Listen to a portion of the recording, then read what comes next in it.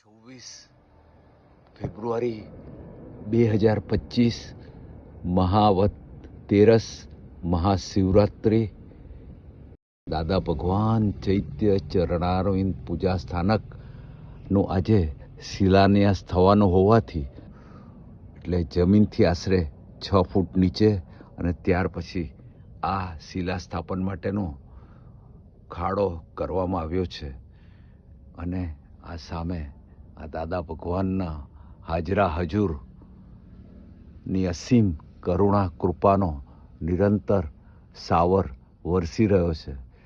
એટલે આ એક આપણું કામ કાઢી લેવા માટે અદ્ભુત અનમોલ ક્ષેત્ર બની રહેવાના અહીંયા આ એંધાણ મળી રહ્યા છે.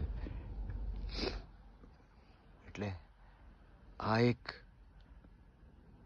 એવું ક્ષેત્ર છે કે જ્યાં આપણે સાચી છૂટવાની એક ભાવનાનું ટેન્ડર ભર્યું હતું એટલે જ આજે આ ક્ષેત્ર ભેગું થયું છે. અને અહીંયા કોઈ પણ મોબાઈલના નેટવર્ક નથી ચાલતા, જેમ કે જીઓનું નેટવર્ક, એરટેલ અને વોડાફોન.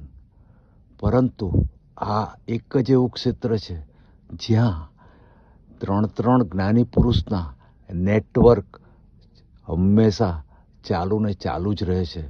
એટલે તમારે તમારો મોબાઈલ અને એક્ટિવેટ કરવો હોય અને પરમાત્મા સાથે જો તાર જોડવો હોય તો આ ક્ષેત્રની જોડે આપણે જેટલું મોહબ્બત કરીશું તો જ આપણે મહાવિદ્ય તરફની યાત્રા, એ તરફના વિઝા અને મોક્ષ માર્ગમાં અચૂક આપણે વર્ધમાન થવાય તેવું છે.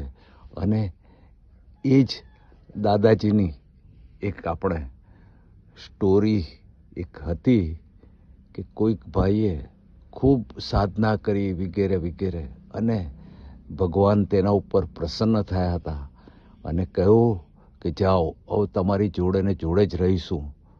અને આપણે પણ અંદર પ્રજ્ઞાશક્તિ બેસાડી આપી છે અને આપણી અંદર પણ નિરંતર એ શિવજીના ડમરૂ વાગી જ રહ્યા છે ને તે અંદર ડમરૂ કાયમ માટેના ફિટ કરી આપ્યા છે. હવે અજાગૃતિને કારણે અને અનંત જન્મોની કુટેવને કારણે આ એક મહામૂલી લોટરી તો આપણે મળી, પરંતુ હવે એને આપણે કેટલા જાગૃત રહીએ છીએ. એટલે એ ભાઈને ખૂબ જ એને ચેક પણ કર્યું કે હા, દાદાજીના પગલાં પડે જ કે કેમ.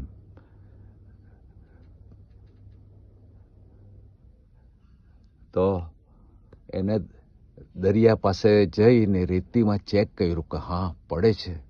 ત્યાર પછી તો એની જીવનમાં ખૂબ જ આર્થિક, માનસિક, શારીરિક રીતે વિકાસ થવા માંડ્યો. એટલે તે દરમિયાન તો એને વિસરાઈ ગયું હતું અને પછી સમય અને સંજોગ ક્યારે એક નથી રહેતા. તે પ્રમાણે જ્યારે એના સંજોગો બદલાયા, ઘરમાં મૃત્યુ થયું, બાળકોનો વિકાસ ને એમાં પણ ઘણી તકલીફ પડી. એટલે તે એકદમ નિરાશ થઈ અને જંગલ ભણી જવા લાગ્યો અને થયું કે હવે સાધુ બની જાઉં. પરંતુ તેવામાં તેને આ વરદાન યાદ આવ્યું અને પ્રભુની જોડે કડક શબ્દોમાં કહેવા લાગ્યો કે તમે તો મને આવું કહ્યું હતું ને કેમ મારી મુશ્કેલી વખતે તમે રવાના થઈ ગયા.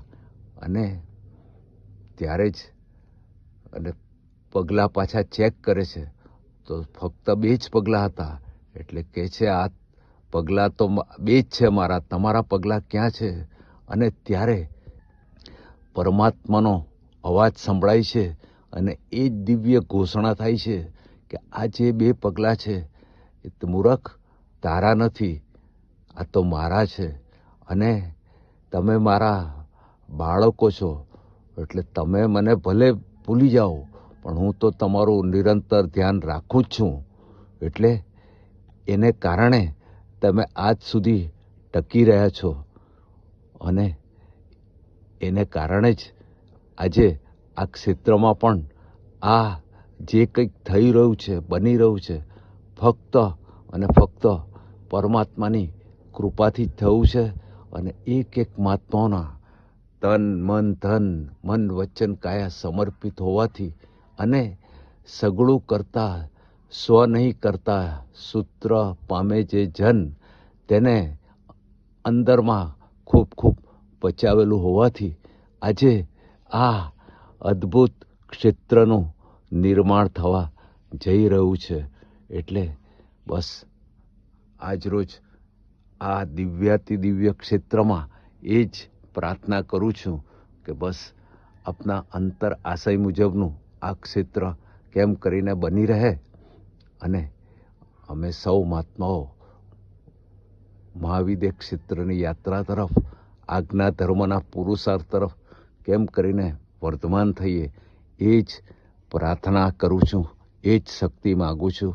અને બસ આજનો આ પ્રસંગમાં આપની હાજરી અમને અહીં સમજાય જ છે, વર્તાય છે. એટલે બસ આખો પ્રસંગને એવો આનંદપૂર્વક માણીએ અને દેશ વિદેશના સૌ મહાત્માઓને આની હાજરા હજુરની આ દિવ્યાતિ દિવ્ય દાદા ભગવાન ચૈત્ય ચરણારોહિત પૂજા સ્થાનકની અનુભૂતિ થાય, એ જ શક્તિ માગું છું.